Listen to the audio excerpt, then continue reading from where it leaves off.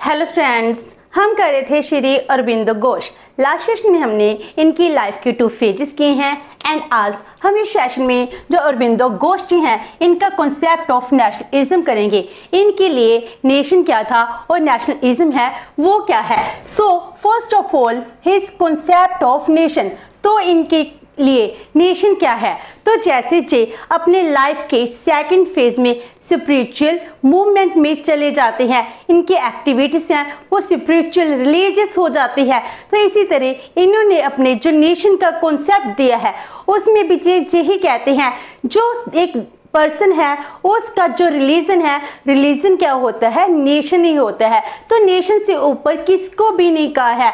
तो इनके लिए नेशन क्या है, सबसे इम्पोर्टेंट है। तो जी नेशन को इतनी ज़्यादा इम्पोर्टेंस देते हैं इसीलिए इनको प्रोप्ट ऑफ नेशनलिज्म भी कहा जाता है। जैसे राजा राम मोहन राय जी को कहा जाता है वैसे श्री अरबिंदो घोष जी को भी कहा जाता है।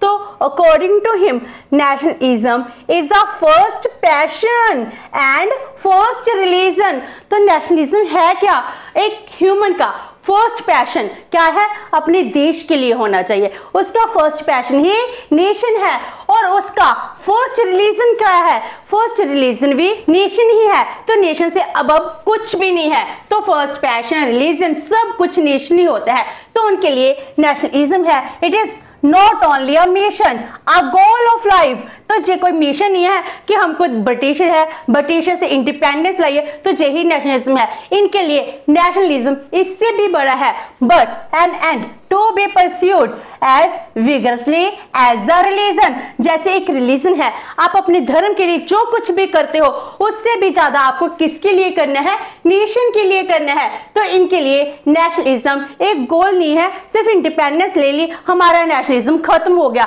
तो जैसे आप अपने धर्म के लिए कॉन्टिन्यूस इसकी पूजा करते हो वैसे ही एक नेशन की पूजा करना भी आपकी ही ड्यूटी कहलाती है। तो जो इनके नेशनलिज्म का कॉन्सेप्ट है, तो जो नेशनलिज्म को क्या मानते हैं, एक रिलीजन मानते हैं, नेशनलिज्म एज अ रिलीजन। तो रिलीजन के बेस पर इनके लिए नेशनलिज्म क्या है, for him nation symbolised divinity Sanatan and the living goddess. तो इनके लिए रिलीजन और जो नेशन है, नेशन क्या है, कहते जैसे हमारे धर्म में डिविनिटी होती है, हमारे परमात्मा होते हैं, हमारे गॉड होते हैं, वैसे ही नेशन है। नेशन इस चीज को सिंबलाइज करता है। तो जैसे हम शक्ति भवानी की बात करते हैं, धरती माता को भवानी माता कहा जाता है, भवानी भारती माता कहकर पुकारते हैं। तो ये क्या है, जैसे हमारे लिए हमारी देवी देवता है, हमारे परमात्मा है, वैसे ही क्या है, नेशन है।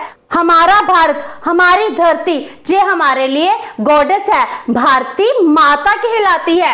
तो जे सिंबलाइज करती है डिविनिटी को, सनातन को and the living goddess rather than a merely geographical territory और अ पीस ऑफ लैंड। किसी के लिए जो पीस ऑफ लैंड हो सकता है, एक टेरिटरी हो सकती है, लेकिन जे हमारे लिए क्या है, भवानी माता बन जाती है, हमारी धरती माँ बन जाती है, जिससे ऊपर कुछ भी नहीं है। He interpreted nationalism as a way of life, like a religion, and service of nation is the highest religion. जे क्या कहते हैं कि नेशनलिज्म क्या है, it is a way of life, हमारी लाइफ का एक वे है। जैसे हमारा रिलीजन होता है वैसे ही नेशनलिज्म है।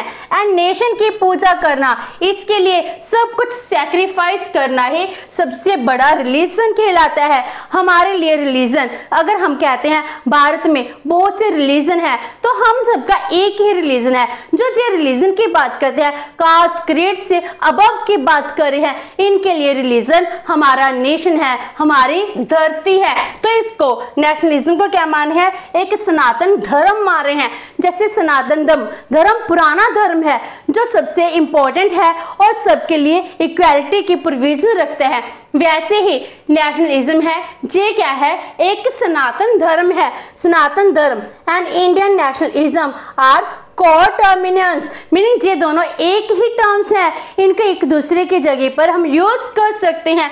अगर हम नेशनलिज्म को सनातन धर्म भी कहें कोई भी गलत नहीं होगा। जैसे हम अपने देवी देवता की पूजा करें हैं, हम धरती माँ की, भारत माता की पूजा करेंगे तो ये ही हमारा धर्म कहलाएगा। सो सनातन धर्म इज अ नेशनलिज्म। तो सनातन धर्म को नेशनलिज्म तक इन्होंने बनाया है, तो ये नेशनलिज्म के प्रॉप्ट कहलाए जाते हैं। तो वो क्या कहते हैं, वी इंडियन बोर्न विद सनातन धर्म। हम जो इंडियंस हैं सनातन धर्म में जन्म लेते हैं।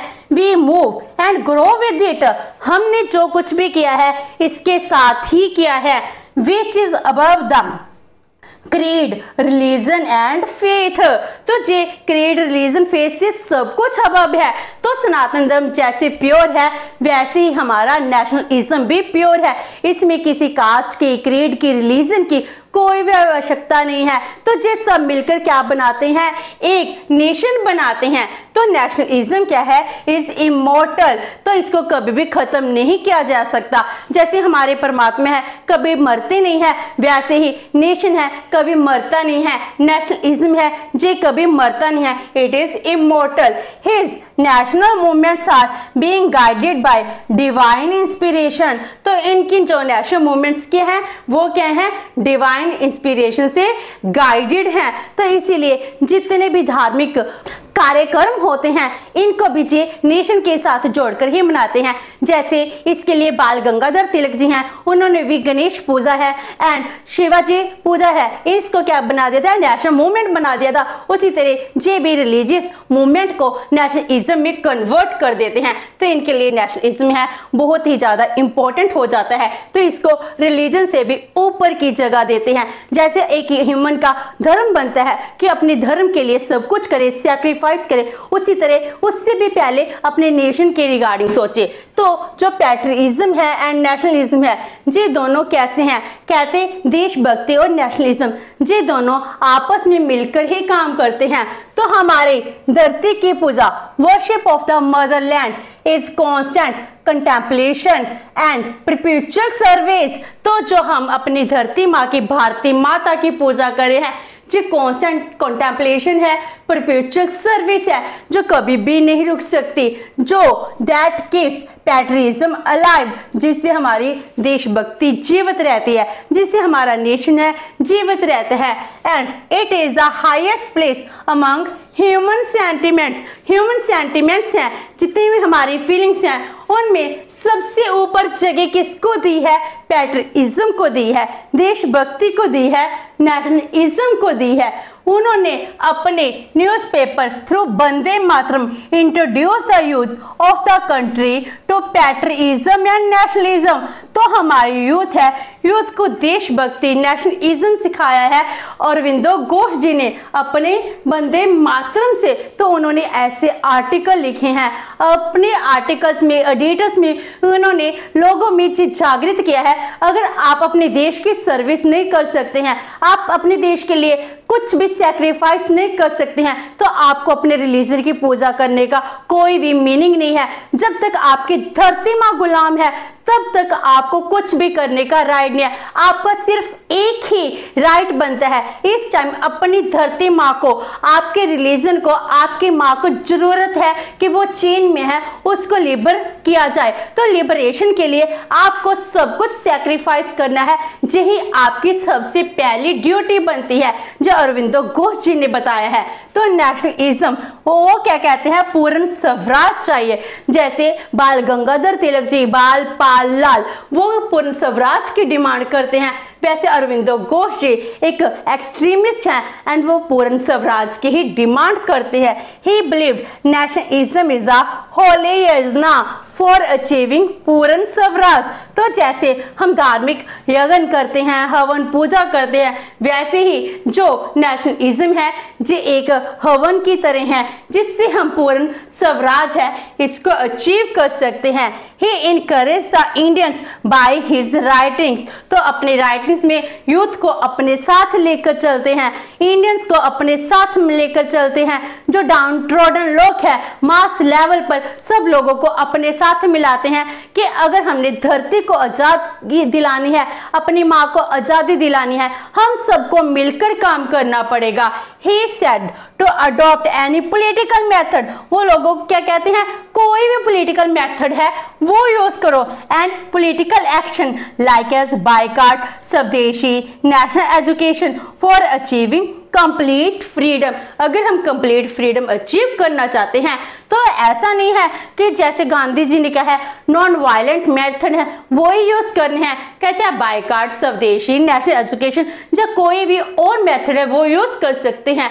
तो खुद अरविंदो घोष जी हैं जो पैसिव रेसिस्टेंस है इसको इंपॉर्टेंस देते हैं, तो उन्होंने भी ऐसा ही कहा है कि कोई भी आप मेथड यूज कीजिए लेकिन कुछ ना कुछ जरूर कीजिए जिससे हम अपनी धरती को आजादी दिला सकते हैं। हमको पूर्ण स्वराज चाहिए, इससे कम कुछ भी नहीं चाहिए। अगर हम इससे कम की डिमांड करते हैं, मान लो आप अपने धर्म के रास्ते पर अपने परमात्मा के लिए सब कुछ सैक्रिफाइस नहीं कर रहे हो, तो इसलिए इससे कम हम बिल्कुल स्वीकार ही नहीं करेंगे। तो एम्फेसाइज ऑन सैक्रिफाइस, कहते हैं आजादी के लिए, पूर्ण स्वराज के लिए आपको सब कुछ सैक्रिफाइस करना पड़ेगा। उन्होंने एग्जांपल्स दी है। He said Remember that Lord Rama, Krishna, Lord Buddha, Shivaji, Guru Gobind Singh Ji had also sacrificed everything to liberate our motherland। तो इन्होंने कहा कि टाइम टाइम पर जितने भी महापुरुष हमारी धरती पर जन्म लेते हैं उन्होंने भी सब कुछ सैक्रिफाइस किया है अपनी धरती माँ के लिए, अपनी मदरलैंड के लिए। इसलिए आपकी अब ड्यूटी बनती है कि आप भी अपना सब कुछ सैक्रिफाइस कीजिए।